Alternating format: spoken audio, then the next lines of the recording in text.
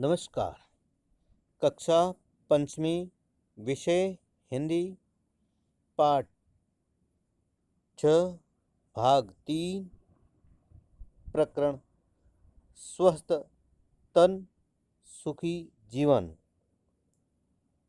आज अपन तीसरा भाग पढ़ेंगे। इनके बारे में दादाजी क्या कहते हैं, यानी स्वस्थ तन के बारे में और क्या बताते हैं। दादाजी ने यह भी कहा, खुली धूप और ताज़ी शुद्ध हवा स्वास्थ्य के लिए ज़रूरी है। यानी खुली हवा और ताज़ी और शुद्ध धूप वो स्वास्थ्य के लिए बहुत आवश्यक है।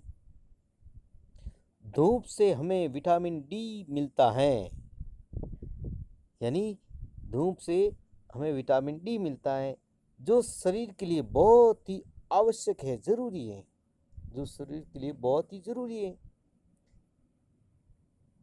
हम जो पानी पीते हैं वह शुद्ध हो।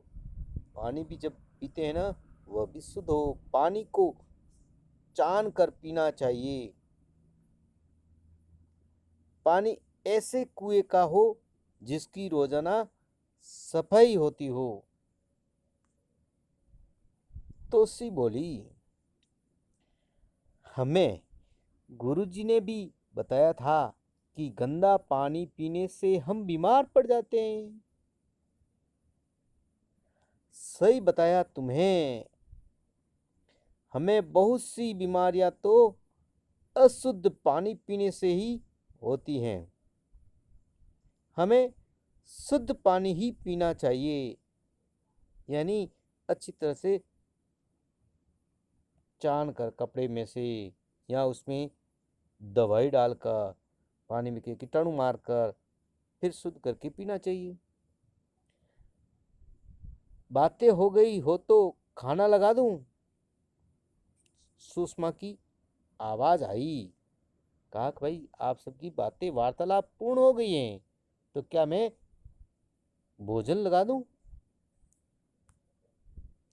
अरे याद आया बच्चों, हमारा भोजन भी शुद्ध, ताज़ा और पौष्टिक होना चाहिए। जैसे घर से अंदर से आवाज़ आई भोजन के लिए, तो उनको भी याद आया, दादाजी को भी, कि हमारा भोजन भी शुद्ध होना चाहिए, ताज़ा होना चाहिए और पौष्टिक होना चाहिए। खुली हुई चीज़ें जिन पर मक्खियाँ भिन भिनाती हो कभी नहीं खानी चाहिए। फल और सब्जियों का उपयोग धोकर ही करने में समझदारी है। खुली चीज़ें और पहले से काट कर रखे फलों को खाने से बीमार पड़ने का भय रहता है, डर रहता है।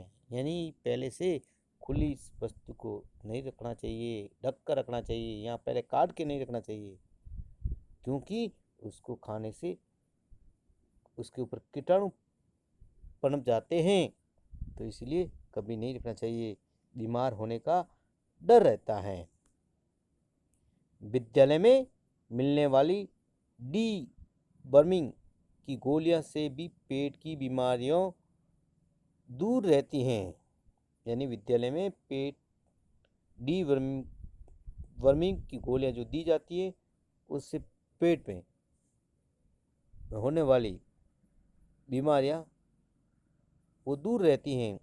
आयरन की गोलियों से स्वास्थ्य तरोताज़ा रहता है। यानी आयरन की गोलियां खाने से हमारा शरीर बिल्कुल एकदम तरोताज़ा रहता है, किसी प्रकार कोई कमी नहीं रहती है। दादाजी कहते हुए गए। खाना लगा तब तक उन्होंने यह भी बताया कि अच्छी तबीयत के लिए हमें कसरत भी करनी चाहिए।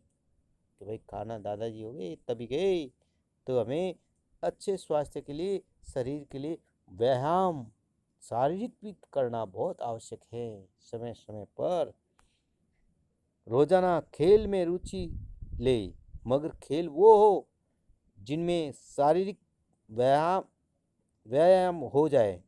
Kho kho, kabaddi, football, volleyball, table tennis, तैराकी आदि से हमें भले ही संगे हो सकते हैं।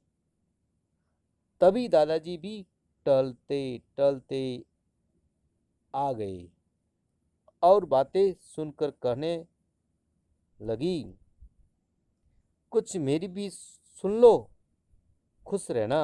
यानी कुछ मेरी भी बातें सुन लो, आप जरूर खुश रहना, प्रसन्न रहना। अच्छे स्वास्थ्य की निशानी है न चिढ़े, न गुस्सा करे और न ही चिंता करे, धीरज और प्रसन्नता दिखाए। कहा है न हंसो और हंसाओ, अच्छा स्वास्थ्य पाओ।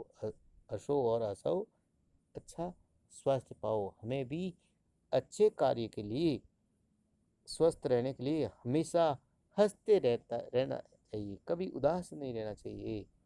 जब मन प्रसन्न रहेगा तो हम कभी बीमार नहीं पड़ेंगे। शब्दार्थ: